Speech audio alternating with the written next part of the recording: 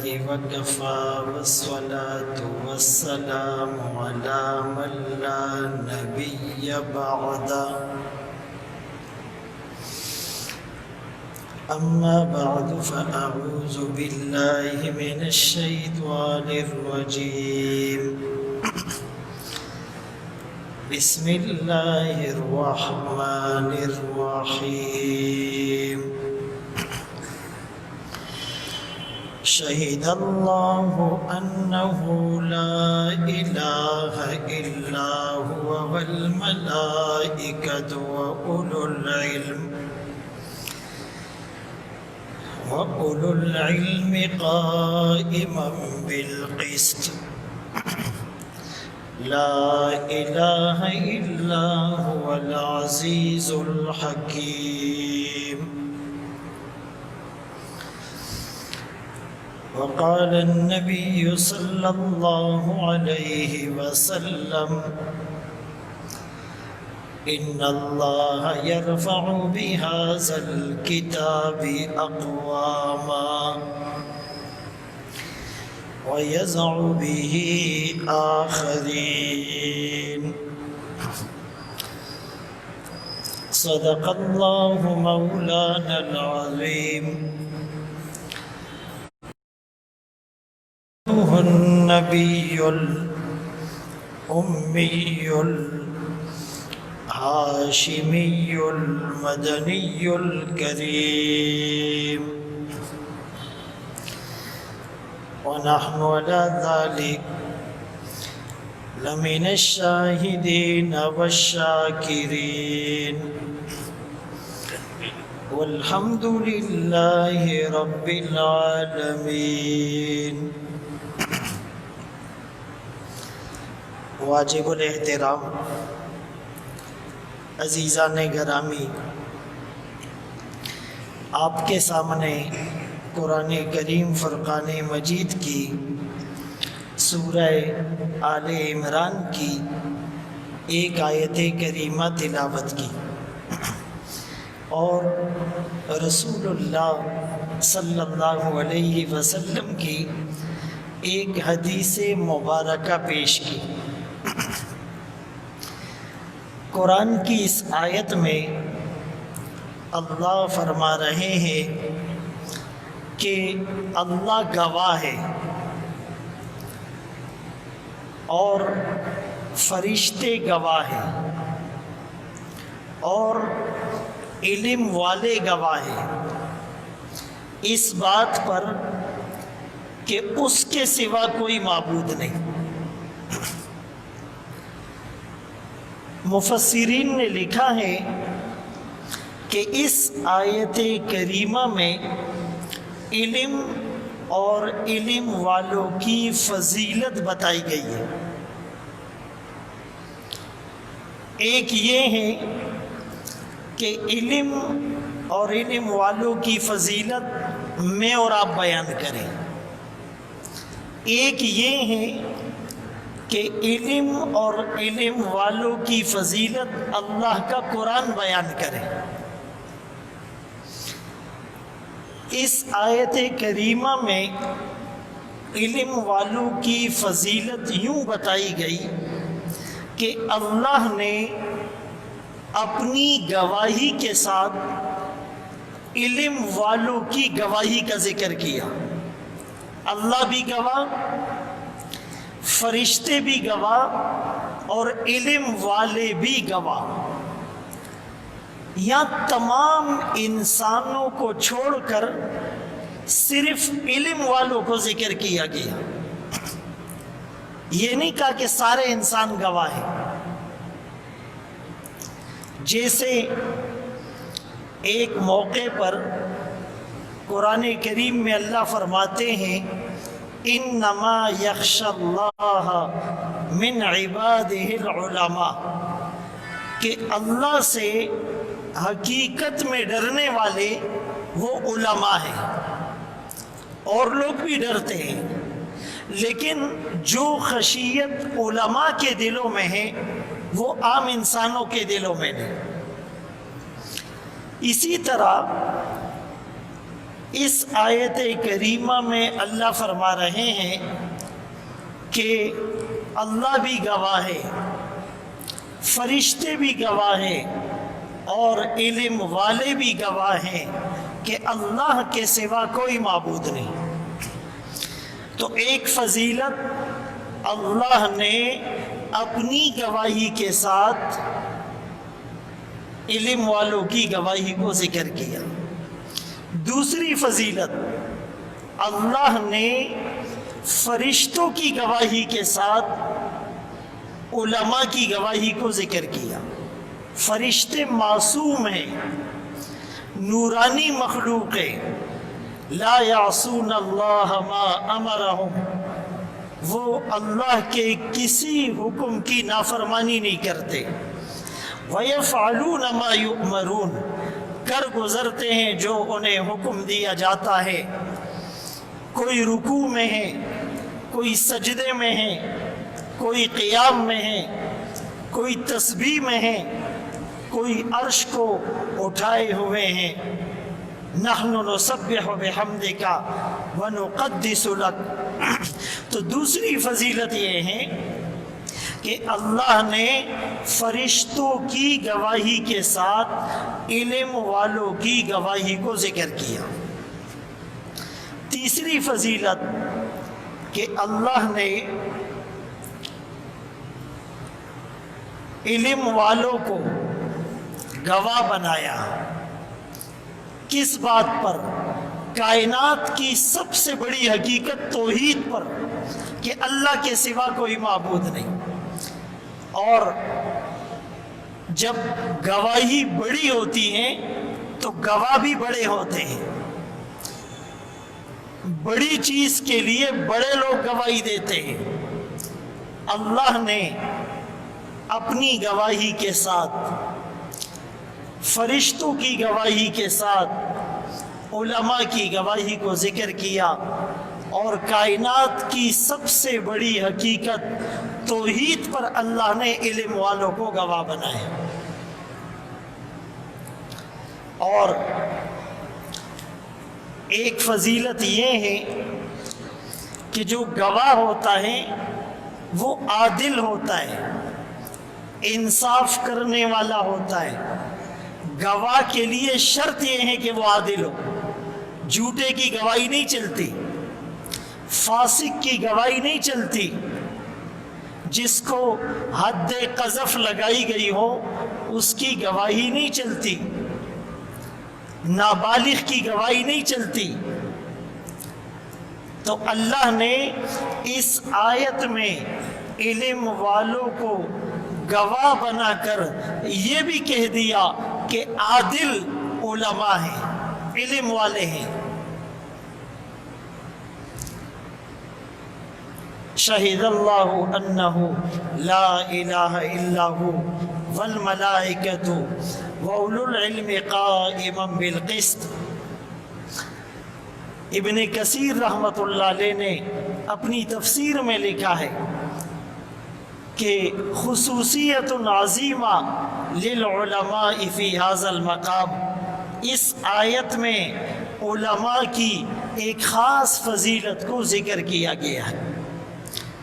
اور قرآن کریم کی ایک دوسری آیت ہے جو 28ویں پارے میں سورۃ المجادلہ میں، یرفع اللہ الذین آمنوا منکم والذین اوتوا العلم درجات، کہ اللہ ایمان والوں کو اور جو علم والے ہیں بڑی فضیلت عطا کرتے ہیں، بڑے درجات عطا کرتے ہیں۔ اب درجات دنیا کے بھی اور آخرت کے بھی۔ آخرت کے درجات تو اللہ دیتے ہیں کہ انبیاء کے بعد علم والوں کی صف ہوگی، ایک عالم کئی لوگوں کی سفارش کرے گا، لیکن اللہ نے دنیا میں بھی انہیں درجات دیے ہیں۔ دنیا میں کیا درجہ ہے کہ اللہ کے گھر کے اندر اذان یہ دیتا ہے، اللہ کے گھر کے اندر نماز یہ پڑھاتا ہے، رسول اللہ صلی اللہ علیہ وسلم کے ممبر پر یہ بیٹھتا ہے، رسول اللہ صلی اللہ علیہ وسلم کے مصلی پر یہ کھڑا ہوتا ہے، رسول اللہ صلی اللہ علیہ وسلم کی میراث علم یہ لوگوں کے اندر بانٹتا پھرتا ہے۔ اور اگر نکاح کا بندھن ہوتا ہے تو نکاح کا خطبہ یہ دیتا ہے، اگر دنیا سے کوچ کرنے کا وقت ہوتا ہے تو جنازے کی نماز یہ پڑھاتا ہے، اللہ کی نازل کردہ کتاب کو پڑھانے کا اعزاز اسے حاصل ہوتا ہے۔ اس عالم کو دیکھنا اور اس عالم سے مصافحہ کرنا اور اس عالم سے محبت کرنا، فرمائیے اس کے درجات کو بڑھاتا ہے۔ تو دنیا میں بھی اللہ درجات دیتے ہیں۔ میں آپ کو چند مثالیں پیش کرتا ہوں۔ مسلم شریف کے اندر یہ واقعہ موجود ہے، حضرت عمر رضی اللہ تعالیٰ عنہ نے اپنے زمانے میں جو اپنا خلیفہ بنایا، مکے کے اندر جو گورنر بنایا، وہ نافع بن عبدالحارث جگہ ہے، وہاں پر چلے گئے۔ تو حضرت عمر رضی اللہ تعالیٰ عنہ جب آئے، نافع بن عبدالحارث رضی اللہ تعالیٰ عنہ نے ان کا استقبال کیا، تو حضرت عمر رضی اللہ تعالیٰ عنہ نے پوچھا کہ آپ میرے استقبال کے لیے مکے سے باہر آ گئے، آپ نے مکے میں اپنا کوئی نائب مقرر کیا، اپنا کوئی خلیفہ مقرر کیا جو آپ کی جگہ معاملات کو دیکھے؟ تو حضرت عمر رضی اللہ تعالیٰ عنہ نے جب یہ سوال پوچھا تو نافع بن عبدالحارث کہنے لگے، میں نے ابن ابزا کو مقرر کیا۔ حضرت عمر رضی اللہ تعالیٰ عنہ نے پوچھا، ابن ابزا کون ہے؟ تو حضرت نافع رضی اللہ تعالیٰ عنہ فرمانے لگے، رجل من موالینا، ہمارا آزاد کردہ غلام ہے، پہلے غلام تھا، ہم نے اسے آزاد کر دیا، اس کو اپنا نائب بنایا۔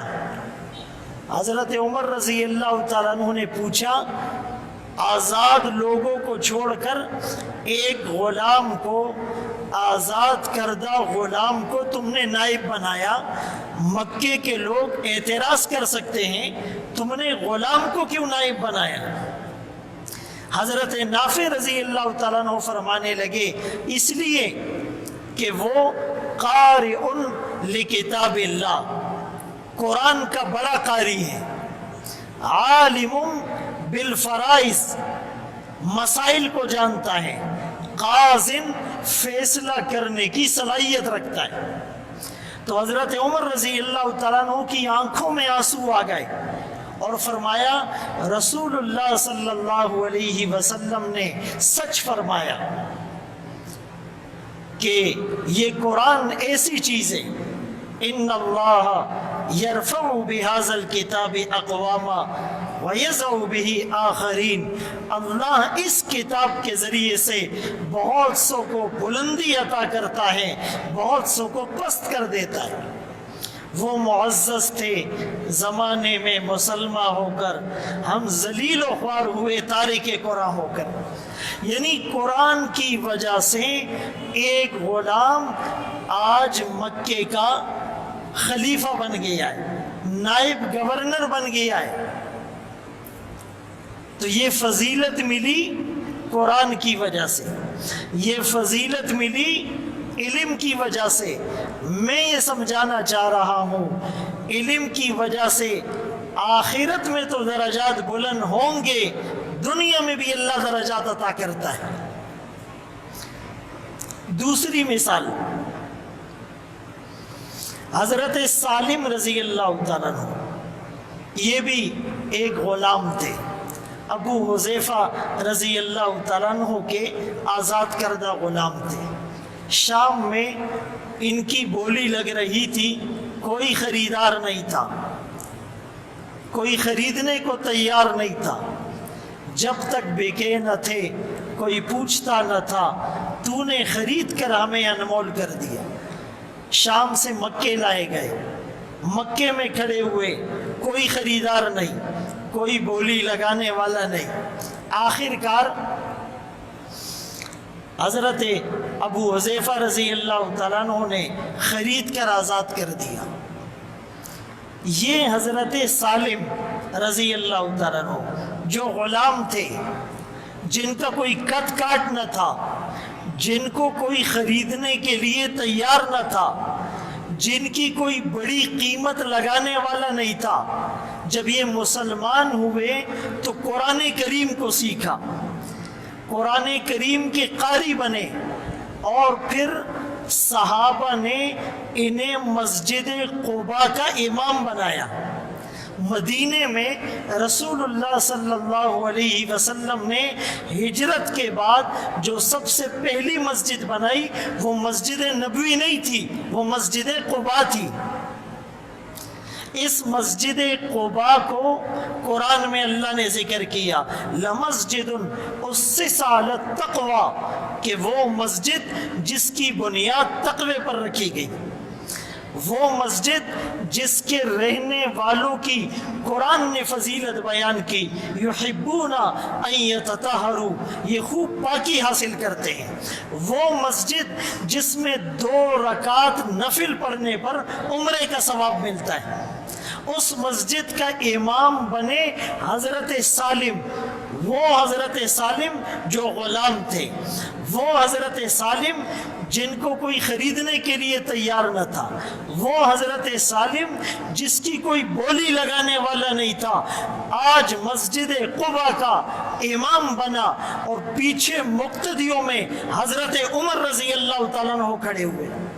وہ حضرت عمر جس کے بارے میں رسول اللہ صلی اللہ علیہ وسلم نے فرمایا، لو کان بعدی نبی لکان عمر، میرے بعد نبی ہوتا عمر ہوتا، جس عمر کی نیکیاں آسمان کے ستاروں سے زیادہ ہیں، جس عمر کے کلمہ پڑھنے پر آسمان بھی خوش ہوا، اسلام بھی خوش ہوا، جو عمر راستے سے گزرتا ہے شیطان بھاگ جاتا ہے، جس عمر کے منہ سے بات نکلی رب نے قرآن بنا دیا، وہ حضرت عمر مقتدی بن کر کھڑا ہوا ہے، حضرت سالم امام بن کر کھڑا ہوا ہے۔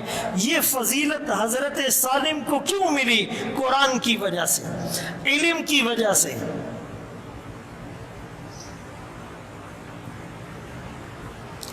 اور حضرت عمر رضی اللہ تعالیٰ عنہ نے حضرت سالم کو دیکھ کر یہ کہا، اے اللہ تمام تعریفیں تیرے لیے جس نے ہمیں سالم جیسے لوگ عطا کیے۔ تو میں یہ سمجھانا چاہ رہا ہوں کہ علم کی وجہ سے، اور علم کیا ہے وہ آپ کو پتہ ہے کہ جس سے اللہ کی معرفت حاصل ہو، اور اللہ کی معرفت حاصل ہوتی ہے قرآن سے، حدیث سے، صحابہ کے واقعات سے، باقی چیزیں فنون تو ہیں، علم نہیں ہے۔ تو اللہ تعالی علم کی وجہ سے دنیا میں بھی فضیلت دیتے ہیں، درجات دیتے ہیں، مقام دیتے ہیں، عزت دیتے ہیں، بلندی دیتے ہیں۔ تیسرا واقعہ یہ سنیں، حضرت ابو العالیہ رضی اللہ تعالیٰ عنہ، یہ بھی غلام تھے، بعد میں انہیں آزاد کر دیا گیا۔ جب قرآن کے عالم بنے تو جب یہ عبداللہ ابن عباس رضی اللہ عنہما کی خدمت میں آتے، وہ عبداللہ ابن عباس رضی اللہ عنہما جو آقا کے چچا زاد بھائی تھے، حضرت عباس کے بیٹے تھے، وہ عبداللہ ابن عباس جن کو 7 سال کی عمر میں رسول اللہ صلی اللہ علیہ وسلم نے دعا دی تھی، اے اللہ اس کے سینے کو علم سے بھر دے، اللہم علمہ الکتاب، اللہ اسے کتاب کا علم عطا کر، جو قرآن کے سب سے بڑے مفسر تھے، صحابہ میں قرآن کے سب سے بڑے مفسر عبداللہ ابن عباس رضی اللہ عنہ، وہ ابو العالیہ جو غلام تھے، جب عبداللہ ابن عباس رضی اللہ عنہما کی خدمت میں آتے، عبداللہ ابن عباس رضی اللہ عنہما انہیں اپنے ساتھ چارپائی پر بیٹھاتے، انہیں اپنے ساتھ ممبر پر بیٹھاتے۔ کسی نے اعتراض کیا یہ تو غلام تھا، بعد میں آزاد ہوا، اس کا حسب نسب اتنا اعلیٰ نہیں، آپ اتنی عزت کیوں دیتے ہیں؟ فرمایا عبداللہ ابن عباس رضی اللہ عنہما نے کہ ابو العالیہ کو یہ مقام اس کے علم نے دیا ہے۔ چوتھا واقعہ عطا بن ابی رباح، یہ رنگ کے کالے تھے اور جسمانی 5 خامیاں اور 5 عیوب ان میں موجود تھے۔ ایک اسود، رنگ ان کا کالا تھا، دوسرا اعور، ایک آنکھ میں بینگا پن تھا، ٹیڑھی تھی، تیسرا اشل، ان کا ایک ہاتھ شل تھا، چوتھا اعرج، ایک پاؤں سے بھی لنگڑا کر چلتے تھے، افطس، ناک بھی چپٹی تھی، ثم اعما، اور آخر میں بینائی بھی چلی گئی تھی۔ رنگ بھی کالا، آنکھ میں بھی بینگا پن، ناک بھی چپٹی، ہاتھ بھی شل، پاؤں سے بھی لنگڑے، آخر میں بالکل نابینا، لیکن علم کی وجہ سے مقام اللہ نے کتنا دیا۔ امام ابو حنیفہ رحمۃ اللہ علیہ کے بھی استاد بنے۔ سلیمان بن عبد الملک اس زمانے کا بادشاہ تھا، تو وہ حج کے لیے آیا اور اس نے لوگوں سے پوچھا کہ میں نے حج کے مسائل سیکھنے، تو میں کس سے سیکھوں؟ تو لوگوں نے کہا کہ اندر عطا بن ابی رباح بیٹھے ہوئے، آپ ان کے پاس جا کر ان سے علم کے مسائل سیکھے، حج کے مسائل سیکھے۔ چنانچہ سلیمان بن عبد الملک بادشاہ ہے، 2 بیٹے بھی ساتھ ہیں، فوجی بھی ساتھ ہیں، پروٹوکول کے ساتھ جب بیت اللہ آیا تو عطا بن ابی رباح نماز پڑھ رہے تھے، یہ پیچھے بیٹھ کر دھوپ میں انتظار کرتا رہا، پھر وہ دعا مانگ رہے تھے، کافی دیر ہو گئی یہ انتظار کر رہا ہے، کیونکہ اس زمانے کے بادشاہوں کے دل میں علماء کی قدر تھی، علم کا احترام تھا، وہ انتظار کرتا رہا۔ انتظار کرنے کے بعد جب وہ فارغ ہوئے تو انہوں نے حج کے مسائل پوچھے، وہ جواب دیتے رہے، سمجھاتے رہے۔ جب سارے مسائل سن لیے، جوابات سن لیے، اجازت لے کر جانے لگے تو اپنے بیٹوں کو کہا لا تنیا فی طلب العلم، علم حاصل کرنے میں سستی نہ کرنا، اس لیے کہ آج ہمیں جو تکلیف اٹھانی پڑی یہ تمہارے سامنے، ہم گھنٹوں دھوپ میں بیٹھے رہے، گرمی بھی تھی، پسینہ بھی تھا، پیاس بھی تھی، ٹائم بھی ہمارا لگا، لیکن علم کی وجہ سے ہم اس آدمی کے سامنے بیٹھے کہ ظاہری طور پر جس میں عیوب ہیں، رنگ کالا ہے، آنکھ میں بینگا پن ہے، بینائی بھی چلی گئی ہے، ہاتھ سے شل ہیں، پاؤں سے لنگڑے ہیں، ناک چپٹی ہوئی ہیں، لیکن علم کی وجہ سے اللہ نے یہ مقام دے دیا۔ لوگ اپنے حج کو صحیح کرنے کے لیے گھنٹوں اس کا انتظار کرتے ہیں۔ میرے محترم دوستو، کہنے کا مقصد یہ ہے کہ علم کی وجہ سے اللہ آخرت میں تو درجات دے گا، دنیا میں بھی اللہ دکھاتا ہے۔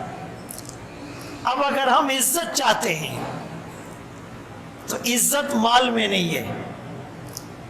ہزاروں لوگوں کو آپ بھی جانتے ہیں، میں بھی، کروڑ پتی ارب پتی ہے، لوگ انہیں گالیاں دیتے ہیں، فیس بک پر گالیاں دیتے ہیں، پیٹھ پیچھے لوگ ان کو برائیاں اور گالیاں دیتے ہیں، اگر عزت اقتدار میں ہوتی تو سب سے زیادہ گالیاں حکمرانوں کو پڑتی. اگر ہم عزت چاہتے ہیں دنیا کی بھی آخرت کی بھی، اور اصل عزت تو آخرت کی ہے، تو اس کے لیے ہمیں علم حاصل کرنا پڑے گا. اپنی اولادوں کو عالم بنانا پڑے گا. اگر ہم علم حاصل نہیں کر سکتے تو اپنی اولادوں کو حاصل کروائیں. اگر اولادوں کو عالم نہیں بنا سکے تو علم والوں سے محبت کرے. مسجد سے، مدرسے سے، خانقاہ سے، تبلیغ سے، اللہ والوں سے محبت کرے.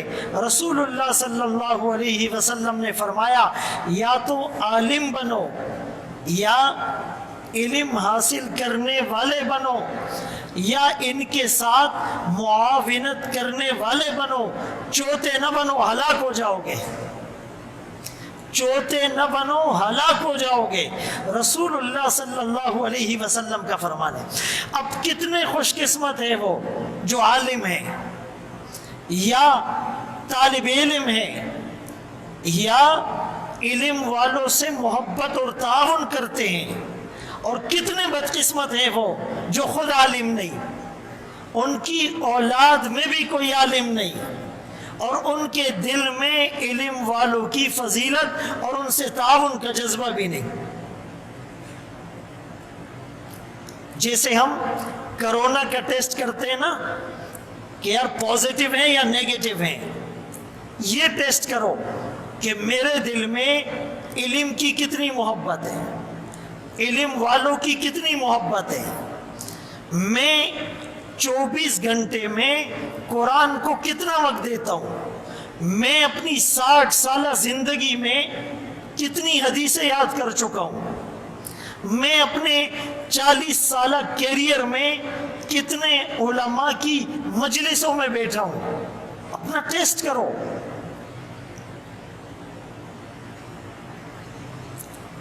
اس طالب علم کے لیے تو فرشتے اس کے قدموں کے نیچے اپنے پر بچھاتے ہیں.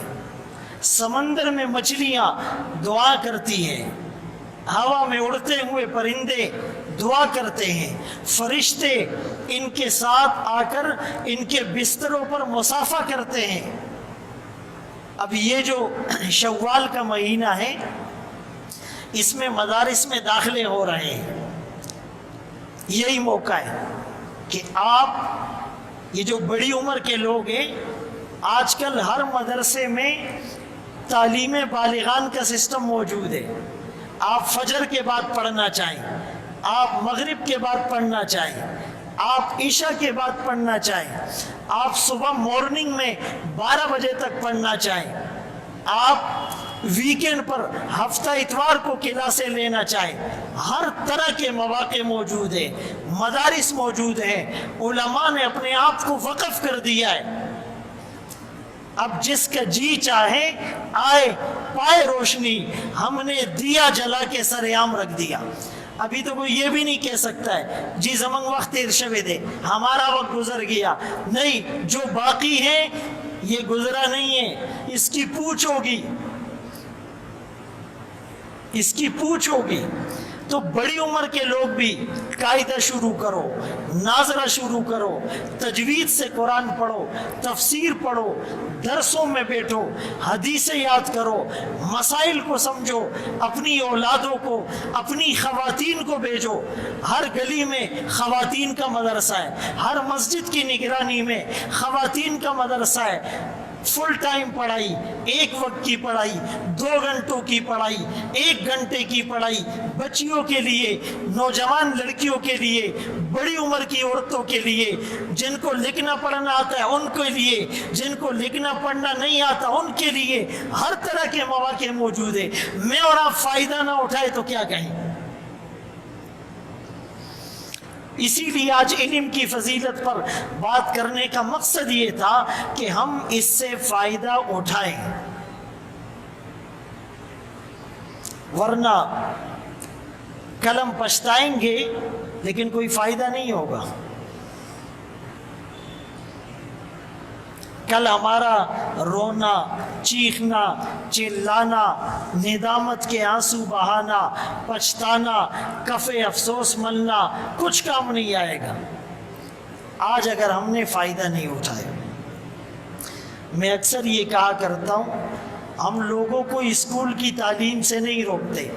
آپ ڈاکٹر بنے، آپ انجینئر بنے، آپ سائنٹسٹ بنے، آپ چارٹر اکاؤنٹنٹ بنے، آپ کمپیوٹر کا ڈپلومہ حاصل کریں، لیکن ایک سچا مسلمان، ایک پکا مسلمان، ایک مثالی مسلمان جس کو 24 گھنٹے کی زندگی شریعت کے مطابق گزارنا آتی ہو، جس کو دعائیں یاد ہو، جس کو حدیثیں یاد ہو، جو قرآن صحیح پڑھتا ہو، جس کو قرآن کے مسائل کا پتہ ہو، جس کو نماز کے مسائل کا پتہ ہو، یہ علم حاصل کرنا ہر مسلمان پر فرض ہے۔ عالم بننا ہر مسلمان پر فرض نہیں ہے، لیکن اتنا علم حاصل کرنا جس سے یہ اپنی ضرورت کی چیزوں کو سمجھ سکے۔ مبادیات دین اور ضروریات دین کا سمجھنا ہر مسلمان پر فرض ہے، اور اس کے بارے میں ہم سے پوچھو گی۔ علماء کو ہمارے معاشرے میں حکمرانوں کی نظر میں کیا عزت دی جاتی ہے سب کو پتہ ہے۔ ایک دوسری گزارش یہ ہے کہ جو کرونا کی صورتحال ہے، اس کی وجہ سے مدارس بھی بند تھے، ابھی بھی تقریباً بند ہے، اسکول بھی بند ہے، اور وزیر بڑے زور اور شور سے کہتے ہیں کہ ہمیں 5 سال بھی اسکول بند کرنا پڑے تو ہم بند کریں گے، چونکہ خود یہ اسکولوں میں درسوں میں پڑھ کر نہیں آئے، جعلی ڈگریاں ان کے پاس ہیں، اور دینی استعداد کا آپ سب کو پتہ ہے۔ کوئی سورہ اخلاص غلط پڑھتا ہے، کسی سے سورہ فاتحہ پوچھو تو درود شریف سناتا ہے، کسی سے درود شریف پوچھو تو اتحیات پڑھتا ہے، کسی سے پوچھو عید کی نماز میں کتنی رکعتیں، کہتے ہیں 4 رکعتیں، کسی سے زور کی رکعتیں پوچھو کہتے ہیں 2 رکعتیں۔ یہ ساری چیزیں ریکارڈ پر موجود ہیں۔ کسی کو خاتم النبیین لفظ پڑھنا نہیں آتا، تو ان بیچاروں کو مدارس کی اہمیت کا کیا پتہ۔ میں نے پہلے بھی عرض کیا تھا کہ جس طرح ضرورت ہے SOPs کے تحت، جو سٹینڈرڈ آپریٹنگ پروسیجر ہوتا ہے، SOPs کے تحت مارکیٹیں کھل گئی ہے، SOPs کے تحت ٹرانسپورٹ کھل گئے ہیں، SOPs کے تحت آفیسز کھل گئے ہیں۔ بولا یہ معاشرے کی ضرورت ہے، تو اس پڑھنا، مسائل کا سمجھنا یہ لوگوں کی ضرورت نہیں ہے۔ یہ معاشرے کی رمضان اور شوال میں ہوتی تھی، اور وہ پیریڈ گزر چکا ہے، لہٰذا اب مدارس کو کھولنے کی اجازت دی جائے، مدارس کو دین کا کام کرنے کی اجازت دی جائے۔ جب قرآن پڑھا جائے گا، جب حدیثیں پڑھی جائے گی، جب مسائل بتائے جائیں گے، جب اللہ کا ذکر کیا جائے گا، جب قال صدائیں بلند ہوگی، جب یہ معصوم بچے اپنا ہاتھ اٹھا کر دعا کریں گے، جس سے عرش کے ستون ہل جاتے ہیں، جس سے اللہ کا ہے، انشاءاللہ اس کی برکت سے وبا اور بلا ٹلے گی۔ 4 چیزیں اللہ کے عذاب کو ٹالتی ہیں۔ ایک تلبیت الحجاج، حاجی جب لبیک اللہم لگاتا ہے، عذاب کو ٹال دیا جاتا ہے۔ ایک اذان المؤذن، آیا ہوا عذاب ٹل جاتا ہے۔ ایک تکبیر مجاہد میدان جہاد میں اللہ اکبر کا نعرہ لگاتا ہے، عذاب ٹل جاتا ہے۔ اور ایک تلاوت القرآن، جب قرآن کی تلاوت ہوگی مدرسوں کے اندر، مسجدوں کے اندر، یہ معصوم بچے جب صبح کو اٹھتے ہیں، آنکھوں میں نیند ہوتی ہے، پانی کی چھینٹیں مار کر جب یہ لڑکھڑاتے قدموں کے ساتھ مدرسے میں جائیں گے، قرآن کھول کر اپنی ننھی اور پاک زبانوں سے اللہ عذاب ٹلے گا، بلا ٹلے گی، وائرس ٹلے گا۔ سے یہ گزارش ہے مدارس کو کھولنے کی اجازت دی جائے۔ آپ